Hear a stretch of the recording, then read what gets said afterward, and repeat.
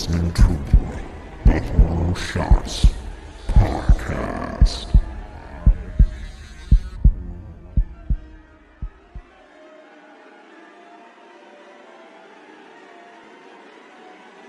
Hello again and welcome to another Horror Shots Podcast with me, Casey.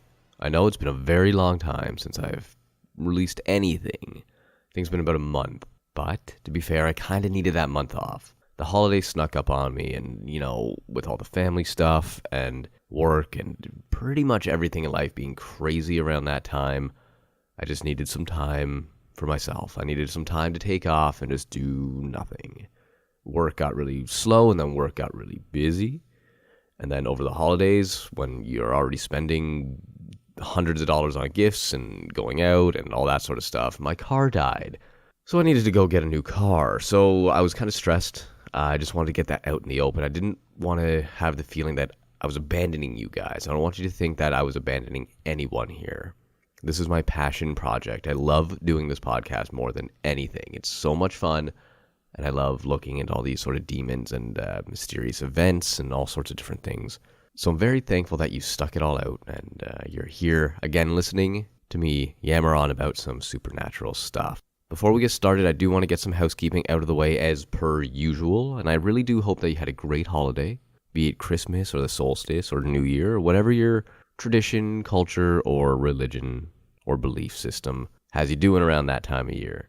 It is a new year, which means there's a whole lot of new stuff going on. First off, if you do ever want to reach me, you know how. You can do that through my website at horrorshots.com or on Instagram at horrorshotsphotography, Twitter at horrorshotspod, or email at horrorshotspodcast@gmail.com. Some people over the holidays have actually reached out, and I do have some stuff to say about people reaching out to me. Today's podcast is actually an idea that was given to me via an Instagram message. And I've also had some reviews dropped on iTunes as well. They don't show up yet. I'm not sure what the threshold is. I think I said last time it was 5. I have 5 apparently that aren't visible yet. But maybe it's from all the same country I need them to be from. I think I got 4 from the United States and 1 from Canada, or 3 from the US and 1 from Canada, 1 from the UK.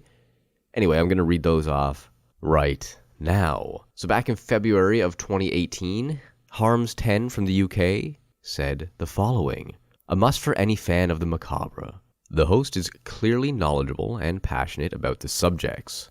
He dissects, deciphers, and discusses the world of the sick and sinister and the psychopathic. Thank you, Harms, for those kind words. Back in March of 2018, Luna Renee from the US said, stumbled upon this podcast while searching for an informative podcast on Lilith. I have to say this podcast is awesome, very informative, interesting, and all around fun to listen to. Please keep this podcast going. Don't worry, Luna, I will indeed keep this podcast going for quite a long time. I hope. Hopefully there's not going to be any more huge hiatuses like the last one, but every once in a while, like I said, a guy needs a break. In December, we had Chris Zaz from Canada, and I think I know who that is. She has a fantastic podcast herself, and I featured it on the Horrorama podcast. You can look her up, Kristen Zaza. She has a great ASMR storytelling podcast, and I reviewed hers, and I guess she's returning the favor, so thank you, Kristen. And she wrote, this podcast is so well researched, and the topics are fascinating. Casey is an excellent host with a fantastic presence and vocal quality, and his genuine interest in the topics he delivers into is contagious. Keep up the great work. On December 27th this year, I had another one from DVDPH, or maybe David. Anyway, he's from the US. He had some kind words as well. I have a long drive to work every day and was getting tired of listening to music. So I looked up some podcasts that my friends told me about and got very interested in them all. I found that the subject I find to be the best for me is the love behind what or why we believe in what we do. As I was looking deeper into everything, I came across Horror Shots and just loved it. Thank you very much, DVD, or David. I'm going to assume it's David. If it's not David, let me know. Just hit me a message anywhere I said earlier, and I'll correct it on a later podcast. And last one here we have from Dark Forager. That was just a few days ago, actually. Yesterday, this one popped up. This podcast is very informative. It's as though you're taking a very laid-back college course on all things horror. Definitely worth a listen. So that's 5 reviews in the past year, which I'm quite happy about, actually. So thank you very much to everybody who reviewed. And as I've said countless times before, reviews help little podcasters like myself actually get noticed. We show up a little bit higher in rankings and search queries. People tend to see and gravitate towards things that have reviews. They want to know what they're listening to is going to be worth their time. So once again, thank you very, very much. So today's cast does come from a message I received on Instagram from the user David Phelps 2067, which I'm going to assume is the same DVDPH that left the review. So I just got to piece that together now. Thank you very much, David, if that was you. And I am going to do the podcast you suggested. He was wondering if I could do something on the Archangel Samael. And I thought, that is right down my alley. I've heard of Samael before. I've always wanted to do something on him. Just kind of slipped out of the back of my mind and never really got around to looking into him. And some other topics came up, some other demons. So today I'm going to look into Samael. With a little bit of a teaser on the end, I'm going to look also into the 7 deadly sins, who's associated with them, and what they are. Everybody should know it from the movie 7, but maybe not everybody knows what demon is associated with which deadly sin.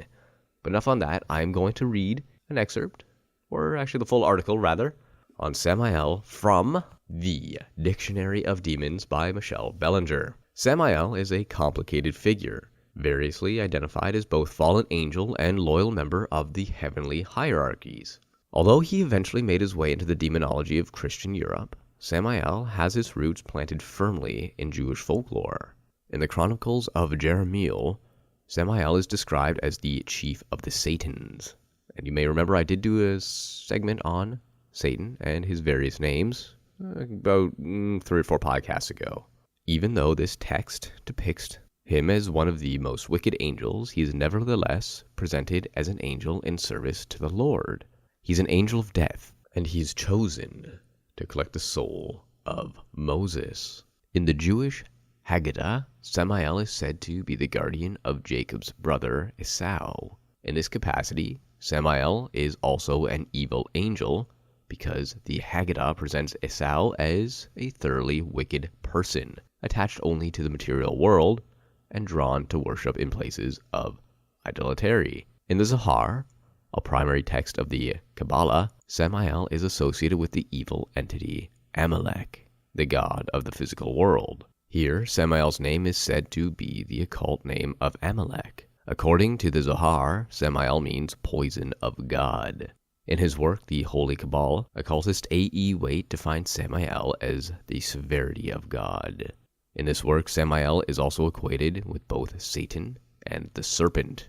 Lilith is his bride. According to the monicure Daniel Conway's Demonology and Devil Lore, Samael is the consort of both the voluptuous maiden Nama and the arch-she-devil Lilith. He functions as the left hand of God.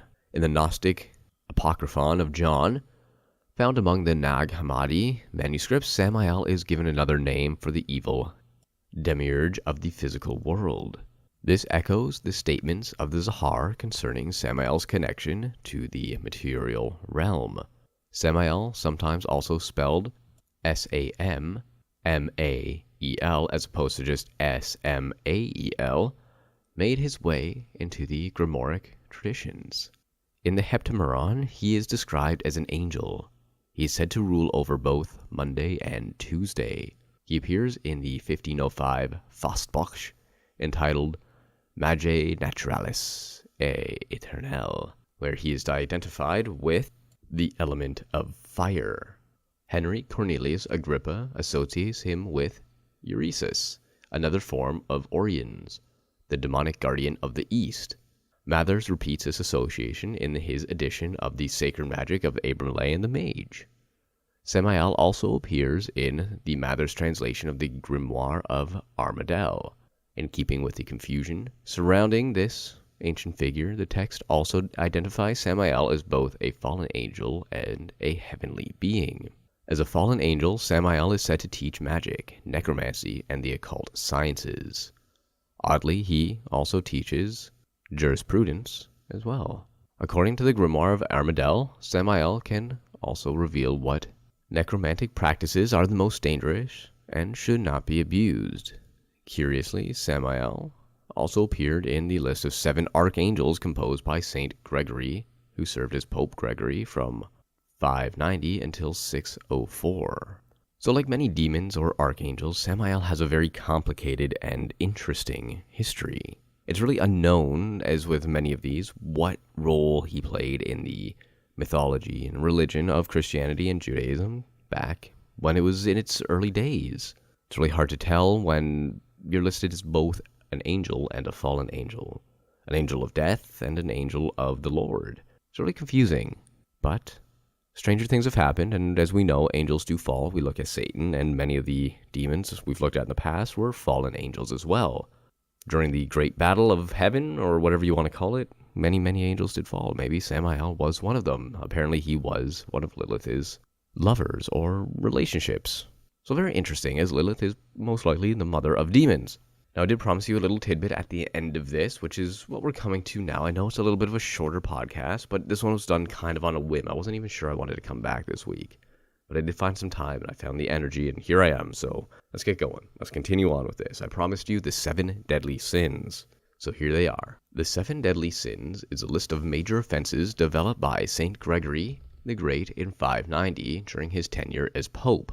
The sins are classified as cardinal sins, which are most objectionable vices that can be engaged by an individual. The sins are lust, gluttony, avarice, sloth, wrath, envy, and pride. In the Middle Ages, these 7 deadly sins were often personified as players in mortality plays. By the 14th century, these 7 major vices had become a popular topic in art and literature. The sins were perhaps most famously treated by Dante Alighieri in his description of hell in his epic work, The Divine Comedy. In the 16th century, a bishop from Trier in Germany, Peter Bainsfield, sought to classify demons according to their 7 deadly sins.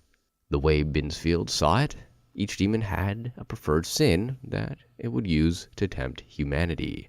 The demons could then loosely be arranged in groups according to those sins. He chose different demonic princes to head each of these 7 camps as followed. We have Lucifer as pride, which makes sense, the way he fell from heaven in a prideful wrath, prideful vengeance against God, and his jealousy against man. We have Leviathan as envy, Satan as wrath, Belphegor as sloth, Mammon as avarice, Beelzebub as gluttony, and Asmodeus as lust. So there you have it. So if you're ever watching the movie 7 with your friends, then you will be able to kind of give them some insight on what John Doe is doing and why he is doing what he is doing, or at least what he's associating with each deadly sin. Now that does bring us to the end of the podcast here. Like I said, I'm sorry it's a little bit short, but I kind of just wanted to get back into the swing of things slowly. It's a little bit of a tongue twister. So I hope it was good enough for you. And I hope to get back on a regular schedule starting next Friday with a brand new podcast. Here's hoping I can find some time and energy and all that kind of fun stuff. I really, really, really want to get back to doing this on a regular schedule, and I hope I still have you around. So when this pops up in your feed, I hope you kind of get a little excited and go, ooh, a new Horror Shots is out. But until next time, feel free to check out all my work online. And if you feel the need, you can always check out my Patreon as well, which I don't want to drop at the beginning of the show because it seems like I'm begging. I don't want to beg. I just want to let you know that I do have a Patreon at horrorshots.com or on patreon.com/horrorshots. Other than that, I hope you had a very fantastic holiday. And until next time.